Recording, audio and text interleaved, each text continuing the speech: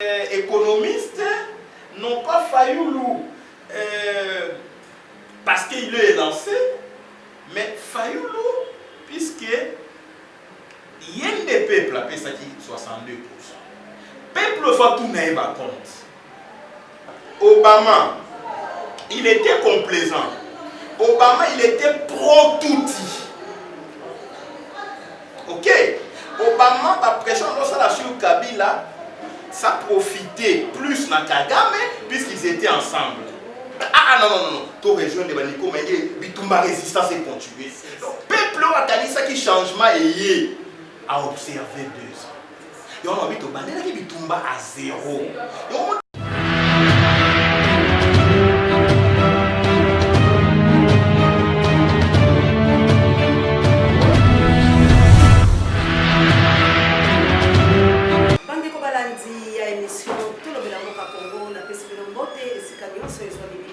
Etikete kimia enzo metata engela o mabota kaka na souci ya komukela kaka na conseil ya kokolo na biso na bala biso de laisser place que la mère passe les conseillers a bien vraiment lelo akiti penza la kati ya ibale pe bongo na kaka ndenge nini azali peza ko manini to kolopela makolo to kolopela nyonso zali ko kala pe démocratique Congo to simba kasi inviter la biso de la laisse pour te poser la question au peuple congolais dans le na mai vraiment pour le invité la mission à bateau baïké, Congo, Matina Ikela, baïké déjà, mais pour présenter, na pesa na mbote qui est pas maté la charité de l'homme comment ça se passe trésor mandat la mise électrique de moi on va les réaliser émission autour de la Congo et merci encore une fois la réponse à mon délai de jamais notre coordonnateur.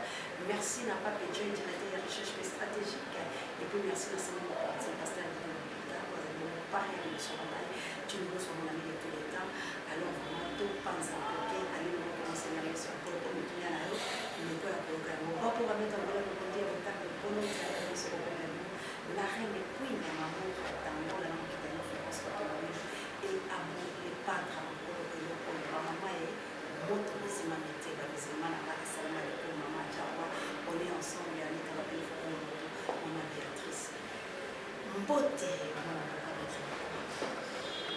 maman océan de la presse papa na ngai bonne santé za mama na ça fait un temps on est nzoto il a toujours été en cycle suivant la saison saison sèche, saison de pluie, quand à chaque changement de climat, toute la saison, tout le monde est plus il y a le fonctionnement normal et accord et moi.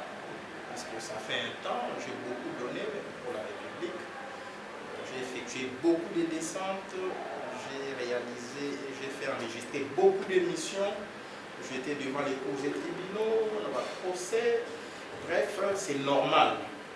Le principe, il y a usure. À force de travailler, on peut accuser une certaine faiblesse, fatigue, après ici. Donc, je suis en pleine cure, même lobby, celui qui est dans le terrain, pour le président Fayoulou,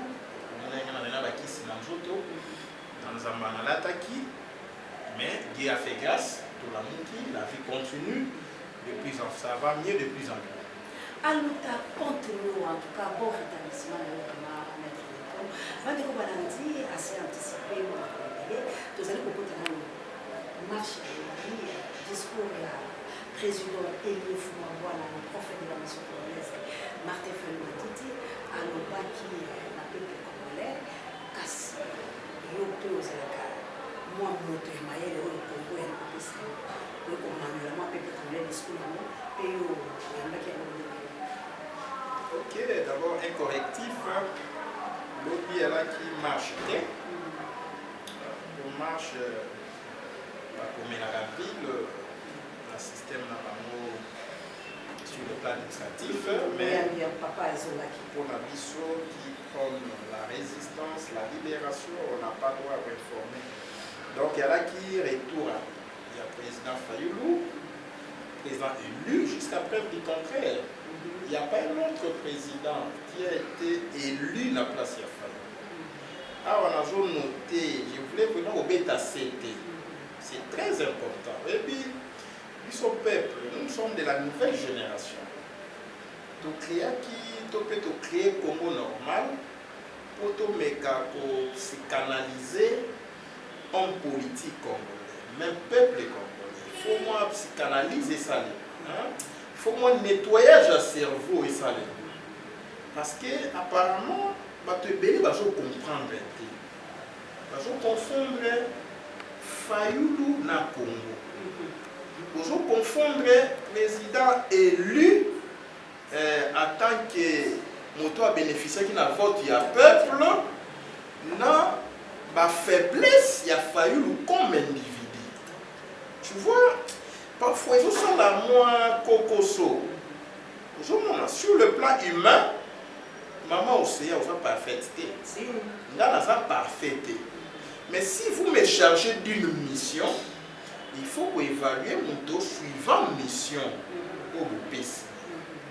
Moi, je veux bien voulu que tout le monde pousse à débat moi Nicolo. Tout à là, et là que sont ensemble. Pour toi, il y a tout le monde qui a acquis, il y a président et tout, il y a président. Au moins, on a Congolais, nous sommes avant. Nous sommes Boyambaye. Nous sommes Boyambié et après. Nous sommes lobby, bato bakoye belé, après bakozonga na ndako.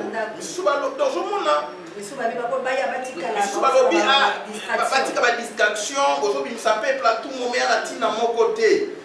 Hein, Mbokezali occupé. Nous sommes lobby, mais après tout Fayulu a trahi. Nous sommes lobby, alinga kenda dialogue. Nous sommes lobby alors que c'est une réforme dans le système d'occupation, on va bien voir tout ça. Mais on a pas tout nyonso wana. Biso nyonso na kati wana. To ali bayiko.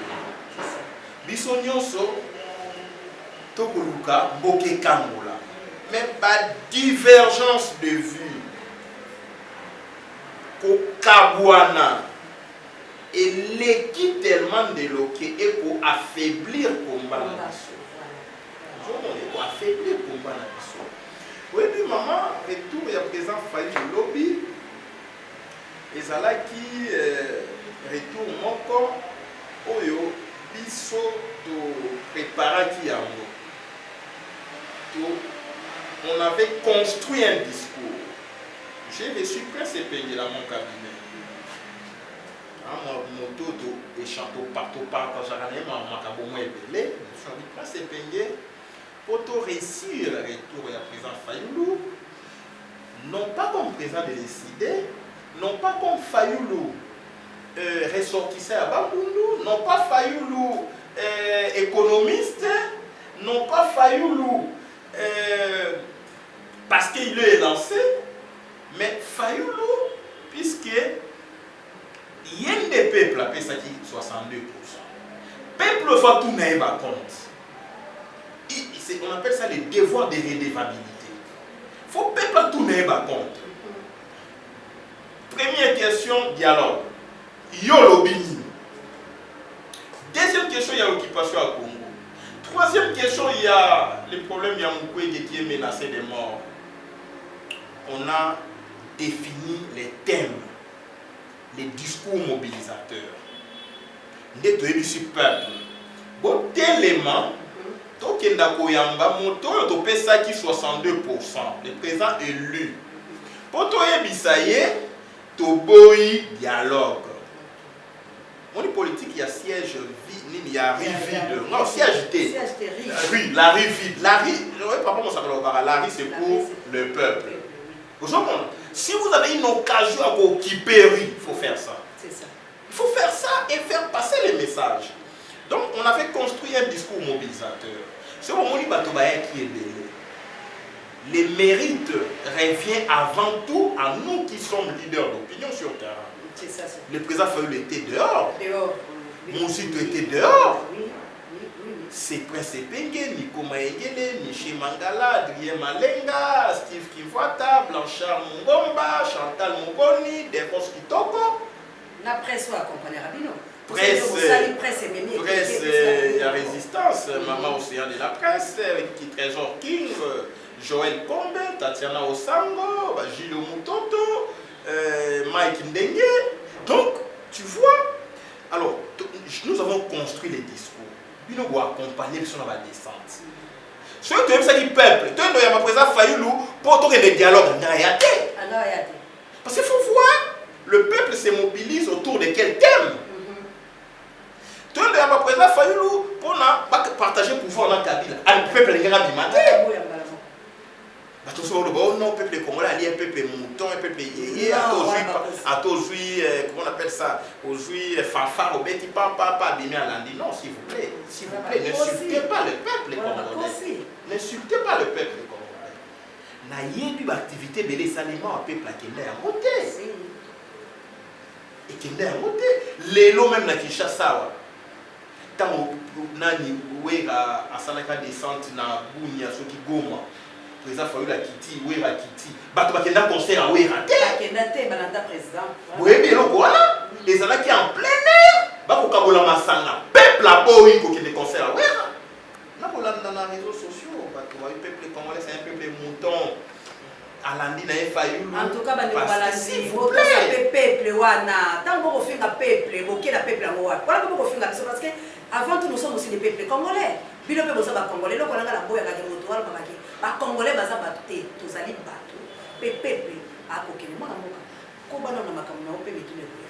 Ya mwana naza vraiment la conscience moko révoltée na landi ba vidéo ebele bande ko ebele ba di banda ya mboka musu ba na kati ya mboka oh non bato balata ba ya kaka ebele ata peuple dans ça loko ba ko ebele non peuple ne peut pas réunir 2 millions de gens s'il vous plaît. Quand peuple organise une activité, à $5, $10, et vous comparez, le peuple est conscient, il veut libérer son pays. Le peuple a dit lobby maman, pour là qui non aéroport. C'est un peuple affamé. C'est un peuple à la maïté. Peuple au PC à effronté. Ce peuple-là, deuxième bonheur soit yembi, il y a des chants patriotiques. À critiquer Chilombo, à salir la chanson, à critiquer occupant, à critiquer Kabila. C'est un peuple conscient qu'on doit, il faut encadrer pour la libération. Ce n'est pas un peuple abîmé pour finir. Parce que vous n'aimez pas Fayoulou. Fayoulou peut mourir demain. Attends, on encore Congo. Mais Congo. Donc, il y a un calisson qui est tombé comme le niveau Momboé. Vous sentez, Baniba Koti Sabolembu. Na kati ya peuple. Non, Prince Epenge, biso toali ba garder en temps. Toali na kati ya président Fayoulou akozon. Peuple akobima wana. So komona majorité ya peuple na parti politique té. OK, mais peuple a souffrir. To bima na peuple to ebisa peuple a influencé opinion à leader. Jusqu'à preuve du contraire, c'est Fayoulou qui a été élu président. C'est ça. Quand ça sera les tours de Nico Maengele, les gens vont me suivre, ils vont parler de Nico Maengele. À tout seigneur, tout honneur. Moi, j'ai ma vision comme normal, je dois implanter. Action. Moi, je vraiment, si je suis pas maté, on est perdu dans ça. Bande ko balandi, ko ezali biso to bela ko vraiment nali ko senga na ba biso partout dans le monde. Oyo boyoka kabiso pe ko bonga kabiso. En tout cas, tout mekana ko bongise bundelo to bundelo. Ndenge mwana mboka otu ko basikoki. Ba okipo bazali ko milengele ko misala bomoko pona ko nyoko biso. Kasi biso lokola to simo mokonza mboka. Soko za likambo. Lobana yebile mbale bokutana na bosula. Oyo kape ko ya ko lobale papa. Kasi papa na ndenge penza ko meka ko sengo ya moto ke kale biso na biso ko baki. Kolongola po deba ona kape ba ko finanga mingi. Po balobi ete na fana Fayoulou po te nazo bala bango. Totalaka Fayoulou attaque président élu homme du peuple biso to che pena ki bomoto na yeto eba mwa ko kabola yango wana ngi pezo meka na ko sembo yango na malamu ke tamuso bato bazo tala Fayoulou ko la bomoto na ye lokola papa ya bana na ye mobali ya mwasi na ye balingi bakotisa yango mpe na lolengo bavotaki ye to bato balingi bamema mpe Fayoulou wapi mekala kosembola mpona koto balingi ba. Merci beaucoup Maman Océan.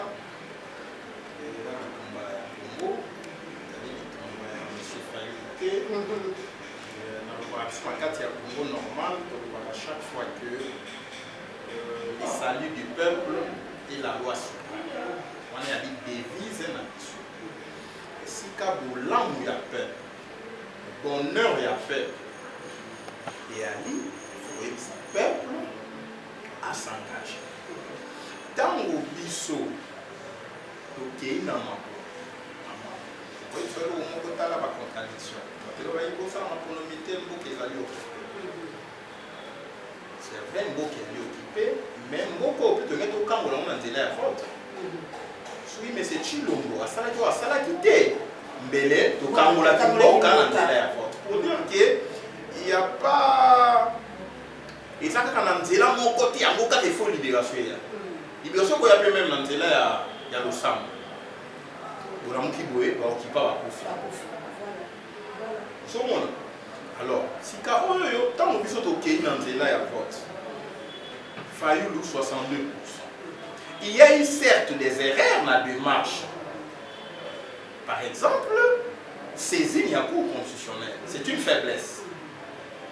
Est-ce que ce qui moi nanayo a soubelio dans le boko, au soit le boko au kati, ou au sokola, au sokola le boko to continuer.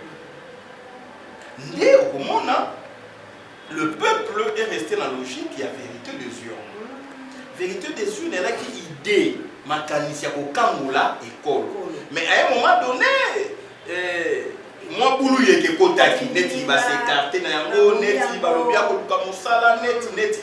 Au moins yango ti va plaire sortir des crises, mal compris, mal interprété, mal expliqué, tu vois. Mais surtout tikalaki, c'était nos prince. Tout le la confusion. Nous, on doit maintenir un discours radical. Il faut qu'il y ait changement. Pas de dialogue. Le pays est occupé. On est resté constant. Oui, maintenant. Le discours est la boye. Pour que ça peut peuple là, kasi ya bobima. Yango no monike bato bakomi ko kozonga dans nzela. Maintenant, le président Fayoulou, tant qu'il est à Totuni, parce que je suis Nicomaï, fils d'un militaire, on a un camp militaire, on a un réflexe sécuritaire militaire, pour y aller dans notre peut-être. On a pas faire que on a fait au salaire droit. Maintenant, le problème qui est là, c'est que le président Fayoulou, c'est un économiste. Il est aussi politique. Il a aussi sa façon de voir les choses. Il a ses méthodes de procéder. Là, il a tout naïf. Pour ça, les propositions sorties des crises. Là, il a bouquet. Une démarche, il faut qu'on explique à l'Europe. Pour ça, les propositions sorties des crises. Voilà les raisons, les motivations, c'est ça. Parce que dans la politique, on ne peut pas tout dire. C'est ça. Mais lobby, aïe ya lobby, le col a nion soit proposé qui la réforme ya lobby qui va ça, et ça la réforme électorale, il y a une réforme institutionnelle. À zongeli discours ya vérité des urnes. Dès que ma solo ya lobby, à zongeli discours ya vérité des urnes. À lobby les souké, bino bato ya poto ko sangisa mosolo. Pour tout le monde dans le Parlement, toujours va servir. Voilà. Si quand on va dans le lobby, on est à l'île. Donc, il y a utiliser ce qu'on appelle dans le poteau euphémisme pour essayer un peu pour atténuer le choc. Tu vois, mais Nico Maïngele peut dire la même chose, mais avec un ton différent. Aux Hollandais. Si quand même j'ai compris quoi? J'ai compris que le président Fayoulou a procédé comme on procède dans la méthode de la résolution à crise sur le plan international. Babandaka, la proposition pacifique, Zolanda, résolution à crise à l'amiable, sans qui boyo quitté, on recourt dans le chapitre 7 de la Charte des Nations Unies, les recours à la force, la théorie à frappe préventive. Au Hollande. Si quand on est au commuana, de fois dans mon tour, on maniola. Si qu'on biso qui sont les radicaux, parce que moi je suis un radical. Il n'y a pas de compromis entre le bien et le mal. Exacté. Ça c'est Nico Maengele. Il n'y a pas de dialogue entre un voleur et victime à vol. Égalité. Si Kaoyo, président Fayoulou, il essaie d'évoluer, mais puis jusqu'au photo, Benda na ngambo ya peuple. Na ngambo ya libération totale. Mais lui a ses méthodes de procéder. Il ne peut pas vous dire ce que Nico Maengele dit, mais il vous dit la même chose. Laissez-moi comprendre les mots. Papa la besoin symbole moi mais tout na monsieur pas anticiper mais assez pas anticiper on va le bon mettre parce qu'on va vraiment mon mboka longo nyana na eloko lobi kasi yango ko mona te nde peuple pe akobanda lokola mwa koyoka pasi na sens que ba ko mona lokola liboso la bango ya libobele meli yo pamba te ndenge oti ko lobabo omoni soki papa abandaki na lisikulu ya liboso to boite to kufeli bato bakufe bébé bakundi ba misusu papa pe na moto ta mosusu misusu so sana moto kasi monga ya ko baite po asa pesa ki sorti de crise amoni ete ba rejeter yango papa te ça les côté les autres comme la domination tu le vois ko nommer boko yoka kuna na Lubumbashi drapeau et comme côté le maya de pes tango bango ba ko tele mesole ba temisa drapeau ya Congo ba ko yeba hymne ya bato de pes cela veut dire ba bandi déjà ko zo pe mboka la kata boumbu siko tango papa ye est-ce que faut que les cas la procédure oyo ya ba mendele so te mendele ba mala biso to konyo quoi on a bon et si qu'on a bon oui Jésus-Christ soki abandaki koteya ma parabole c'est simplement parce que soka fongola ki teke na polele matea na polele ngasi sa mission na yeke avec oka alobi aka tant qu'on comprendre et avancer c'était ça enseignement à Christ il enseignait en parabole pour qu'il accomplisse sa mission na ye pour bateau pe bandimele ba ba bonzindo le kaba okolanda sika otanga komaki na suka ya mission na 1 Jean 5 alobi nyonso comprendre qui pourra donc ici cela veut dire que tout l'andalon Martin Fayulu Matiti tout ça là on a confiance na ye akoloba na biso maloba o esengeli alors biso ba o to ali pembeni na ye biso ba o to pesa qui est confiance bande ko langai bolongwa nanu na bensilte bolongwa na benjir bolongwa na kanisa oyo ya jabu la ngiko kota siko ba bebise tumba to bandi ko koma na sika yango oyo to lobaki ete la fin de toute chose est arrivée tout ça na confiance na mutu la biso oyo biso to votaki oyo to yembelaki ye po banguna bazwani lete ngala nzibeli bilo ete la fin de toute chose kaka ndenge mettre Nicolas bi c'est que peuple akobima libanda pe batongolo biso bakoka soni mwana mboka ko bana. Et puis pourquoi je tiens à dire ça maman comme la phase mongoé il faut que tu aies ton coton na matoyi moi mosapi na liso bipoti ndeko mama bato baye meke 1 million 2 millions 3 millions de gens tango baye eloko ba retenir na mitingi ya lobi et ça c'est notre victoire nous les radicaux vraiment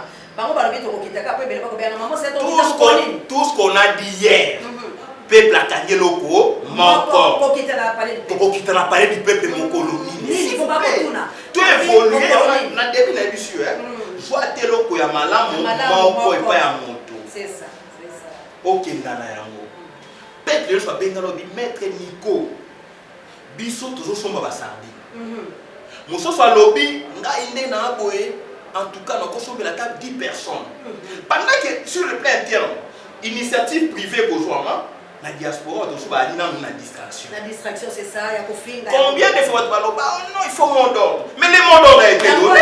Ba to pesa ki diamo na tunaye se ba ko ba tuninga mama se ba lobi ninga lobi to kozala la palais du peuple. Mais sous ba lobi sikoyo tala eloko na condamné ba to nga ba affaiblir lit. Donc Nico Maengele c'est un monsieur qui est juste droit.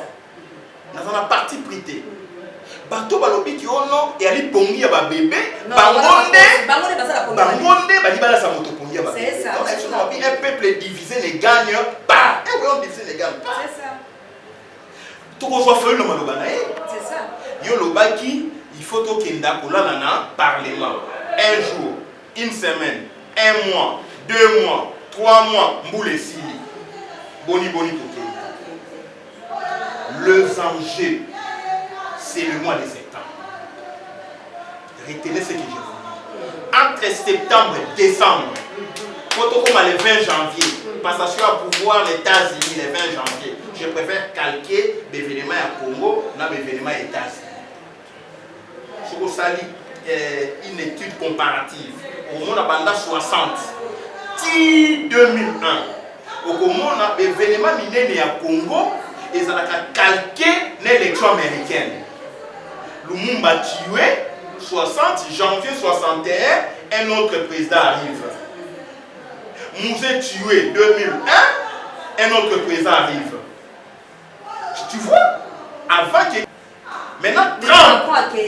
Non, ça c'est la France. Ça c'est la France. Ah oui, ah oui. Les États-Unis, Obama. Obama. Non, les États-Unis, Obama. Non, ils sont événements. Hein? C'est lié. Retenez ce que je vous dis là. Je ne suis pas magicien. Au moment Obama, il était complaisant.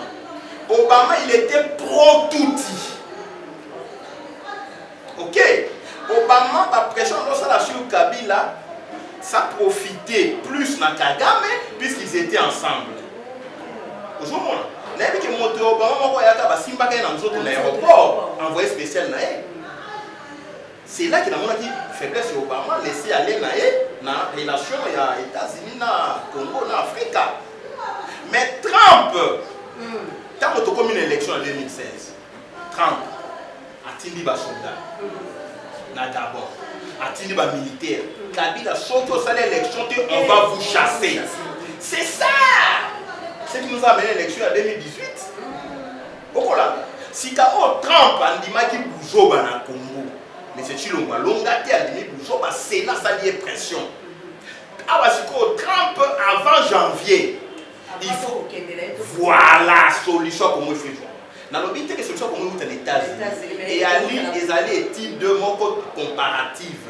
Donc, il faut travailler sur base de ça. Aujourd'hui, Trump ne défend pas Kagame, mais Clinton a défendu Kagame. Aujourd'hui, tant que il faut qu'on quitte la palais du peuple. Tout soit là, morceau. Pour quitter la palais du peuple, c'est ça qui est important. Pour quitter la palais du peuple, c'est ce qui est important. Maintenant, on mettre sur pied une structure qui doit organiser, piloter. Ok, stratégie ou cette action d'envergure. Et structure, on est pour la connue du public. C'est une structure cabinet secret, mon lit. Pour travailler, pour tomber ma peuple dans le palais du peuple. Non, l'objectif, c'est les parlements, la RTNC, la place triomphale, c'est les institutions. Cette Thérèse ne représente rien en termes de représentation à pouvoir.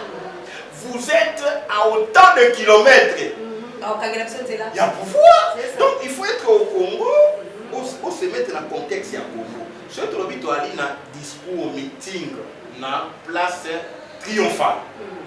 Tu as le stade des martyrs. Tu as la palais du peuple. Tu as la RTNC. Au Hollande. Si quand on condamne que tu as 1 million, 2 millions, na triomphal, na septembre, tu as de ce comprendre, le peuple, il faut une libération et d'aller pour processus psychologique. Nous avons tout dans le bato bayaki ebele ono bozongi botrahir biso moto mobilisaki kaka biso te sape peuple bobima bayokelaka biso ntango moto alai le 13 juillet bato babimi ebele mpe mbai na feli bolala na nzela prochainement peuple akobima nde lisusu te peuple ayebi aza lokola brebi biso toali baberger peuple akoyokaka mongongo ya berger tokobenga peuple. Mais le problème est à l'île. Bato bayaki ebele oui. Bato bayaki ebele bakufite. Ba moi ba bobima lisusu. Maintenant le peuple là, ceux qui n'engagent pas wana asa préparé té. Bobi tolala na ye na nzela. alali dans zela maya remédialité bitabéalité et s'est transformé dans scène ya pillage bobomi mboka. Qui sera responsable? Mais tant au peuple abimi dans vos zones télé dans aucun d'abord qui on a payé du peuple abimi na moi mon kate na poche abimi na moi biscuit na poche okola la différence abimi na moi étabé. Sur le plan psychologique, elle est préparée. Ne confondez pas Mali et Congo. Mali n'est pas occupé. Le Congo est occupé. Le Congo, c'est 85 millions de Congolais. C'est 2 345 000 km². C'est ce que vous comprenez. Le Congo, soit plutôt libéré. D'ailleurs, tu libéras le Congo. 30 secondes. Tu libéras le Congo, ni tété mes études. Oui, mais combat à libération. Bato nso osa lecture mabe bato bakanisi ete tant qu'on proclamer Chilombo il fallait kaka mbala moko tobima tobelana donc bazo simplifier matambo hein baomona nyonso ça coule comme de l'eau hein donc bazomona makasi na ngote baoka koloba zolanda mais tango ba proclamer monsieur Chilo soka di moto ya mayele on peut comprendre que l'objectif de la proclamation de M. Chilombo, elle est dans le côté qui a là, ça a 5 ans. L'objectif de la proclamation de Chilombo, elle a qui est dans la guerre civile. Pour les Rwandais, tu proclamer Moto Oyo, tu opposer nos frères Kassaye dans les autres peuples. Au Kolanda, Soudan et Katanandé. Sika oyo Chilombo akofanda le bongate Fayulu pe afandite Congo et Katani. C'était ça la stratégie. Diviser le peuple pour mieux régner. Et le peuple est divisé jusqu'à ce jour. Sika oyo biso to bandi bitumba ya sika. Maman, to bandi bitumba ya sika. Lana la bokebi. Tu es dans mon cabinet de travail. Je ne fais que réfléchir sur le point. To bandi bitumba to bi Nous avons fait Chilombo, Tala Congo et Kabouani. Nous avons dit qu'on a dit 100% congolais, topé ça est chance. Mais si on a dit non, comme on est une opposition, peut-être que Magambou est pour changer. Nous avons dit 100% radical dans Kabila. Kabila doit partir. Il doit partir, Rwandais, tout ça. Discours est commis, ça c'est notre frère.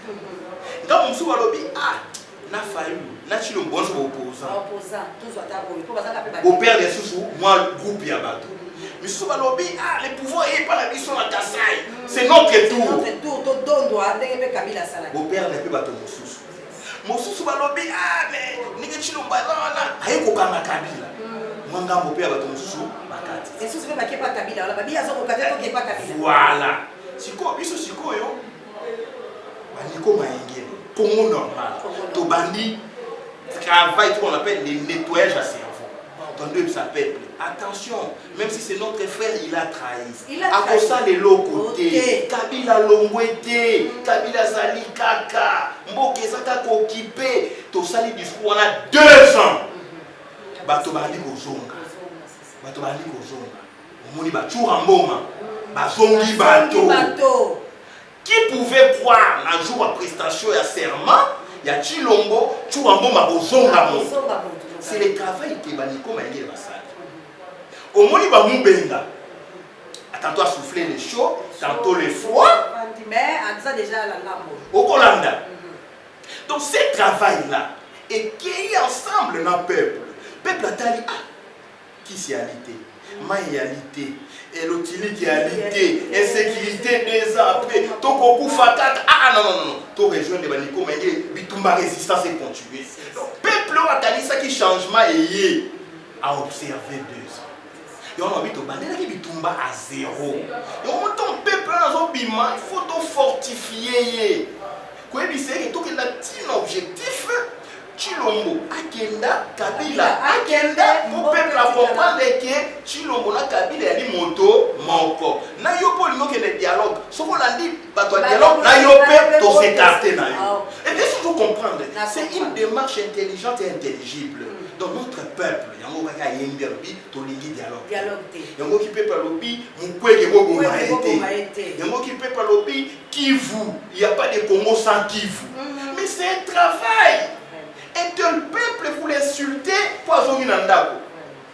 C'est mieux vaut la fin d'une chose que son commencement. Les jours où ces peuples, tu dans le parlement, tu jongité, tu libérer Congo. Quand tu as fait un peuple, on va se séparer. Il y a tout le monde dans un jour. Bande ko balandi na tika ki alo papa mate na lobaki vraiment il faut ko yebisa peuple na bande ayelo na mituna tout ya Congo normal boyoki idéologie boyoki initiative boyoki makambo iso oyo boyoki ba ko ba yende kasi nazali ko senga na Congo ezonga mobimba bande ko ngai to bunga etumba te tango iso molobeli wa bino kitaka na se mai ko bela biloko na yete ndeko na ngai natalaka mvuluzi akitala Congo pour la nuit. Pena zalaka trop fier pour la Congo été à 50 na nzoto oyo na arrivé ya Martin Fayulu Madidi.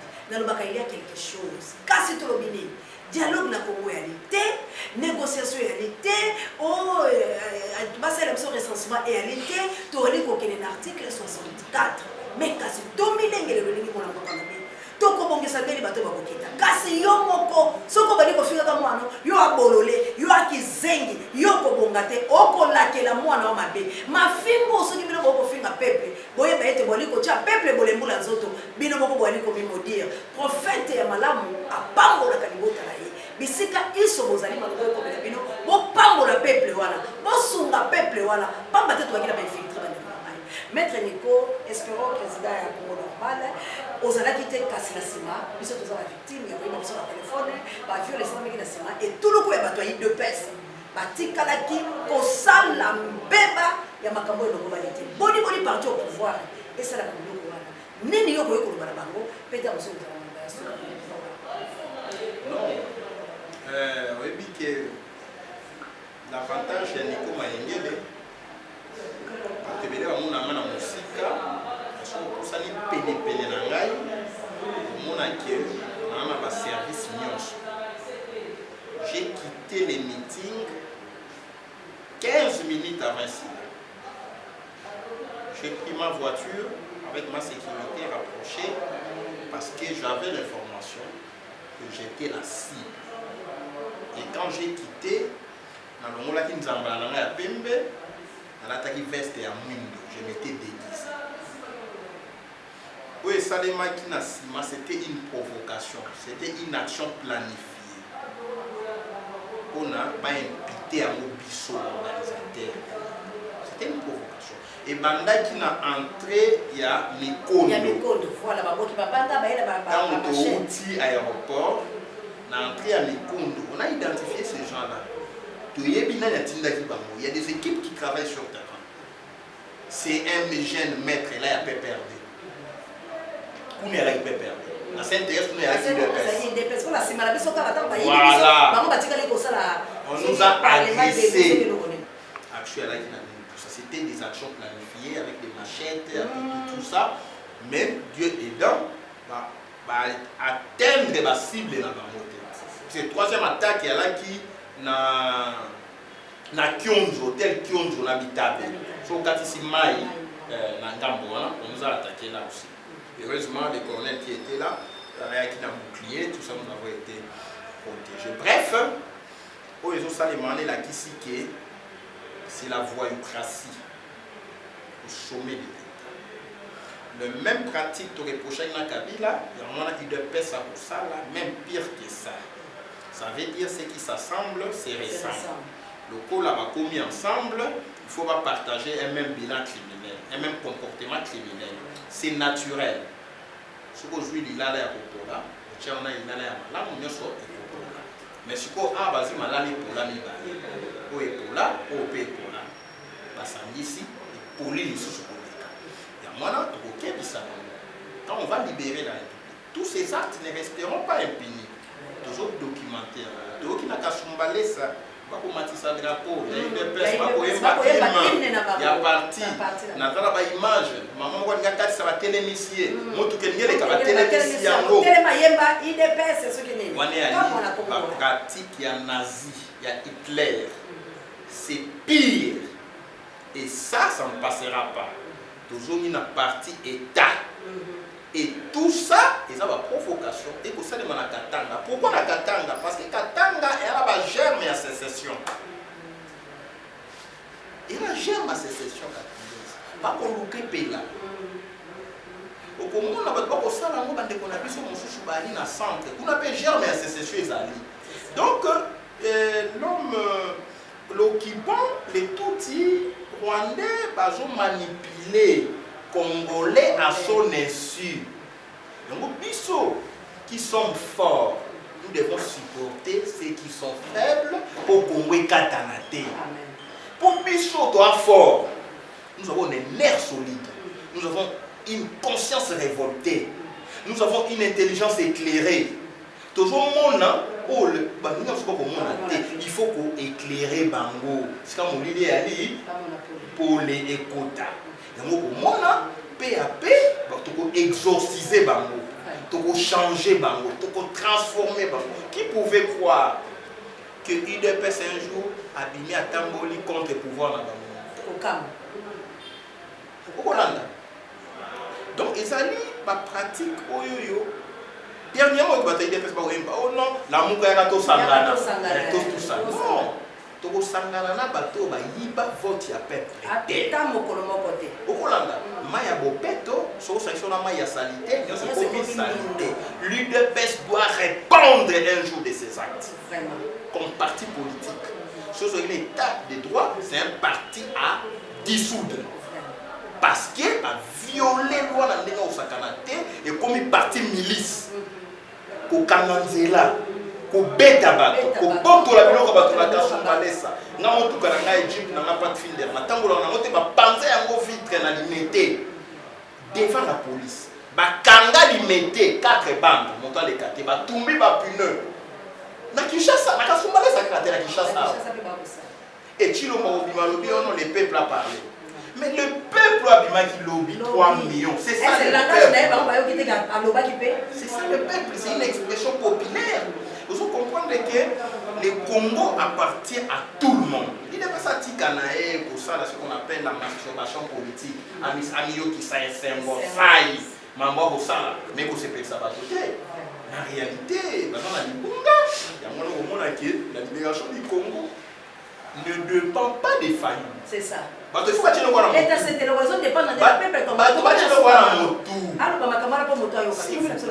très important. La libération du Congo ne dépend pas des Ngwanda.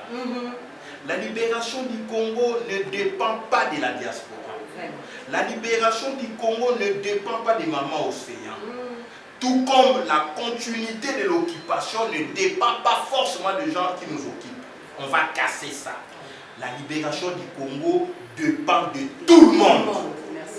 Aux en la diaspora, aux en la Congo, aux en la musulman, aux en la chrétien, aux en la Dieu des Noirs. C'est l'affaire du peuple. Totika la division. On a la bitumba, on a dit mon asso, on a dit la bitumba ezalani. Toko bunda na yo to ali peloton moko. Toko bunda yo zoki na komema yo. Toko kenda, toko na supporter pas na yo. Si pourquoi tu supporter ben règle ba lingate. Ceux qui na front. C'est qui va bomba biso. Voilà. Okolanda, comprendre l'exemple on. Donc bateau to sa bitumba. Ceux qui na front yo zoki na zuma sasi na beto papa. Ce n'est pas ça le combat. Le combat, il faut se supporter, se souder. Alors, tout est ensemble. Oh, peut-être qu'il y a ma cité. Na kotambola mais na makasi na koloba oyo za makasi koloba te ni makasi ya kotambola waza na makasi kobeta munduki kasi waza na makasi ya koyemba tokomi moto moko on est ensemble ya mwana les mai les Nico Maenge les pacifistes les gens violents les militaristes tout le monde tous ensemble la stratège tout ça yo moto simi munduki ko condamner moto ta kotambola maboko pamba to ko kotambola pour un même objectif. yo moto ali na poto, qu'on condamne moto tali na Congo, puisque nous tous on ne peut pas aller en exil. C'est ça. Et bah tout ça na poto ba ko bape autant on a batté. La Congo te ba ko bape te le toloba. Au Hollande. Et savez-vous que lobby il y a eu de millions de autant on a ko tu bien mon pour flipper. Si. S'il vous plaît, les risques ça énormes. Mais tant pas que c'est pas possible. C'est réel, maman. C'est réel. Donc, on dit qu'à division. Dans le bateau ya poto, bateau boko yemba, boko finga, s'il vous plaît. S'il vous plaît. Peut-être libération à Congo, ils ont pour demain. Yo finga na buto le to libérer. Au continent non pas puisque nul n'a le monopole. Il y a à venir. Pour éviter. Ça les malobi. Mais puis surtout, c'est un principe. Principe, la mission Ali, pas de négociations avec les diables. Principe, la mission Ali, la libération du Congo ne se négocie pas. Principe, la mission Ali, dans une république, au Ibi, on doit te considérer comme voleur. Au trahir, on doit t'appeler traître. Au Outinamboka, papa, au côté, tu es un occupant. Tu es un envahisseur. Alors, sur base de ces idéaux, de ces principes, même la Bible, il faut appeler les chats par son nom. Alors, Totika ma division, s'il vous plaît. Fayoulou, ce n'est pas la fin du Congo, ce n'est pas son pays à lui seul. Il a ses faiblesses, il a ses forces. Bon, c'est la tête Fayoulou a agi comme Nico Maïngé. Bon, c'est la pété Nico Maïngé a agi comme Fayoulou. Bon, c'est la pété que Motoyo Azalina Kosa ya Kobimananzela a revendiqué. Vous ne pouvez empêcher pour atteindre l'objectif na yote. Tous ensemble, de sorte que tous se fixer un seul objectif, une seule victoire, la libération du Congo. Peut-être que nous avons parler du peuple. Un bon matin, l'hypermatie, histoire ici. L'important, vraiment, merci mon amour. Nous maître Aloba Mate et c'est que les pédales à Bango, Baloba poète mini Bengaki, Bolobi, alors on gagne la terre pour le bâtiment. Et l'eau qu'on a, Bansinga Nalobi Martin Fayou, le bis de bateau, on a qui Yonde Moutokom, c'est le Sikawa. Alors Yonde Moutoza la pouvoir Yakobunda. Ceux qui ont commis homme politique, à Kolondamibeko, yo moto souffrir, mais maïe na rythme na yo, ye papa na yo alanda yo, pour que la soso à la kakanyamo, cela veut dire yo, liki qui peut côté de sa maman na yo, dans le bagali Kambola. Alors peuple congolais tout comme bien souka, bit la mission des été, la fin de toutes choses est arrivée. Toko négocier na Chilombo, te wana tambu le beti, toko négocier na Kabila, te atamo yengali makasi, toko kene po Chilombo. Na Kabila batika mboka système Kabili batu tout bazaki na système on parle pas de Kabila attaquer les individus yemo ko attaquer les individus na bato baye so babosha be bato ko sala bakablo so babela République démocratique du Congo kombo na bango ezali kokima bakomata na Brazzaville assez moment là to kangi Congo to sala makambo so mona mboka nzambe vraiment ambango balo santé so na moi merci beaucoup mon mboka. Merci Nandeng au salle de déplacement. Yopé Olembaki, Totamolinayo. Mais tu es vraiment une femme exceptionnelle. On a tout ça, l'émission, quoi qui est santé à Madame Mouté. Tu vois que je suis en train vraiment de faire fort et belé pour le Congo. Mais surtout beaucoup faté pour le Congo. Donc c'est pour ça Congo et c'est qui est fait. Voilà. Bah tout ça là bon moko. Na ko connaît bon moko. Tant que peuple a rejeté dans notre côté, il n'a pas rejeté. Peuple était dans ma belle. S'il vous plaît. Moi je suis avec le peuple. Le peuple me soutient. J'ai ma vision en moi. La vision s'applique dans le temps et dans l'espace. Il me faut un temps matériel. Là, implanté comme normal sur toute l'état de la République, la diaspora, dans mon kilimo. Je dois avoir les foyers de résistance partout. C'est comme ça que nous appelons ça. Les foyers de résistance. Je dois avoir les jeunes qui disposent d'une conscience révoltée. Moi, je sais ce que j'ai fait. Quand j'aurai 500 000 personnes, 1 million de personnes, Nico Mengele, il peut hausser les temps pour dire les Congolais normaux, les Congolaises normales, venaient pour une telle action. Ok? Mais pour l'instant, quand Fayou arrive, Nico Maïge, je ne peux pas m'écarter de lui. Non, là, tu peux pas. Nakokenda koyebisa peuple wana. Ndenge bobimi boye, tala est eza ok. Chaque occasion à sensibiliser le peuple, il faut faire Il ça. faut faire ça, si. Même dans match à football, au léopard au bêta, qui sont dans le stade. Tu es ici peuple, il y a un Lobaboy. Pour qu'on cherche ça et écouter la paix. Ce sont les stratégies. Alors, pas politique, il arrive vide. Il faut t'occuper rue. Pour occuper rue, il faut que tu aies un peuple. Il faut qu'on citoyenniser, qu'on politiser le peuple. Le peuple qui se soulève, c'est un peuple politique et politisé. L'armée qui se soulève, c'est une armée qui a une conscience révoltée, une armée qui a des notions sur la patrie, sur la politique. Un officier de l'armée doit être politique. Il faut évacuer les intérêts de la République, c'est ça. Les intérêts de l'individu, c'est ça. Puisque l'armée, c'est le dernier rempart du peuple. Maintenant, toujours TAP armée. C'est un travail. Voilà, na kebisi ba militaire na aéroport. Na la mako pamba. Na kebisi ba militaire pour m'écarter. Ah, ce qu'on travaille ça ligne. Notre armée est occupée. La police est occupée. Mais les occupants, l'équipe sont ébélés. S'il vous plaît. Bali moké. Si vous bino ba na mboka, to l'équipe on ébélé. Tant qu'on va déployer bino. Yo tala moto robeta licence. Si on a une licence, on comprend que Azali Mopaya, on neutralisé. Dès que vous libérez l'école, de photos armer la police, nous sommes comme ça. Soldat batté à Kaina, mis sur la bateau. La mise à bateau, la beaucoup. Voilà. Donc, mon salaire, ton salaire, on tire comme ça, ton salaire. Tu allais sur place à la terre, on tire comme ça, ton salaire. Bon, Lucate, Nico Maïgel ou l'amour qui boit à non, c'est pas intéressant. Tu peux travailler, tu allais battre ma haine. Et si tu as faiblesse à mon ligne, c'est qui yo joue à relais. Alors, j'ai à relais. Mais le jour où, normalement, on a dit que tel a trahi. Je vous dirai que tel a trahi. C'est ça, Nico Maïgel. Je vous le dirai. Il y a des stratégies. On a retrouvé sur mon bout. Non, je vais chuter par là.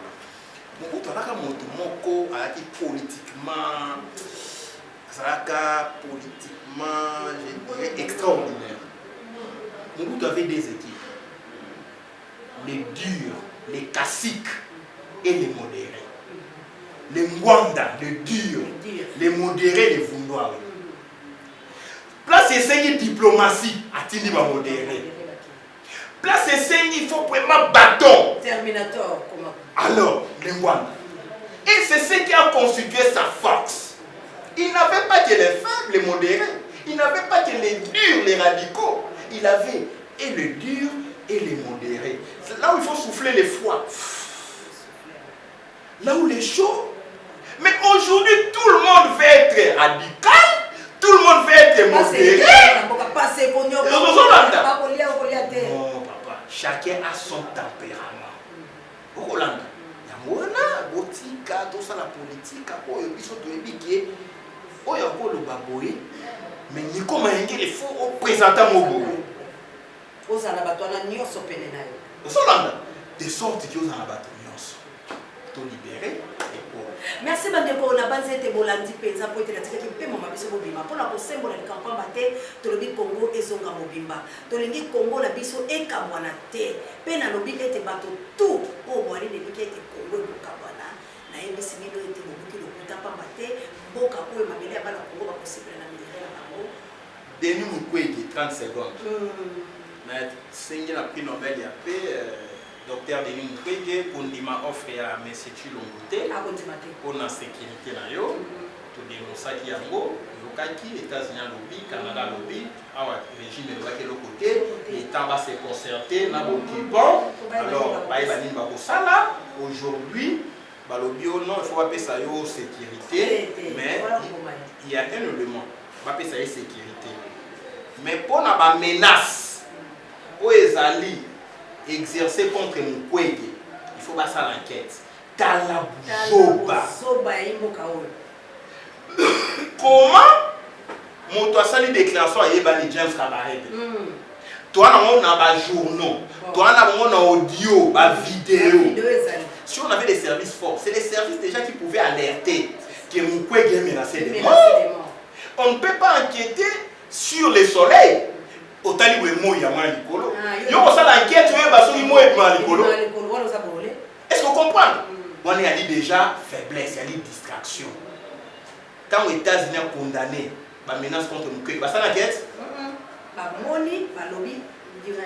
Tango bolobi bokanga bokani mwana ngoy kasanji afinga kiso minani dai vous faites l'enquête vous montrez ma vidéo si quand tour ya James Kabarebe et comme il faut enquête donc on dit que régime qui chasse ali ba collabo ya Rwanda donc docteur Mukwege meilleure protection et ali peuple ya part le Kivusien les autochtones ba ça leur bouclier humain même ma casque bleue vous en confiance à Lumumba akimaka et pas ma casque bleue na Ghana ba livrer à Kufa au Rwanda et puis pour le protection à Denis Mukwege aux 20 militaires ceux qui vont attaquer dans 500 personnes 20 militaires vont réagir.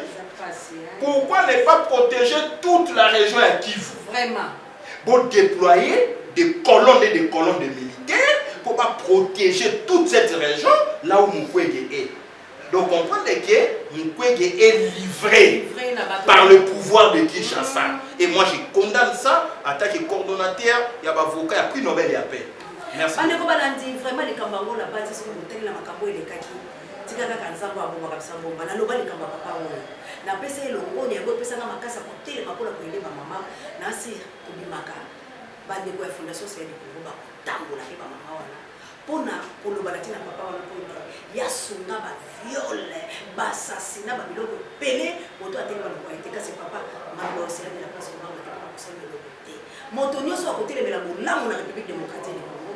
Lokola mvuluza ya komona Congo. Azali awaza kotambola pe libération ya Congo yali moto wana okutana Félix oali congolais okei kosangana Kabila okoma Motuchi tika mwana mboka azala kimia bopesa ye lokote peuple ekobatela ye bande konanga ya Kivu bozala na papa wana mutala misala na masalibino bobomba ye kasi tolobi na James Kabare yo Rwandais okalise ekolo yali ya bino boyebaka ke congolais alalite bientôt boko zonga la Rwanda na yebite soni boko kata la soni boko kima Nzambe alola mona bino merci encore une fois mboka Nzamba batela yo merci na bino so mona biso kasi Congo to za tolobi to se soutenir to aller parfaite to koloba moye pona le coup monter kasi poto libérer botika na université na moto o peuple alingi to simba na liboko ba faiblesse na biso ndenge mettre de côté koloba to sangisa yango melangage ya limoko négociation était dialogue était recensement était tout kombunda pour te libérer Congo là on est la solution merci la maladie en tout cas partout vous allez ba maman et moto bachani to bani déjà makambo maître Nico Ali to ko solo la Zambia na abatela bye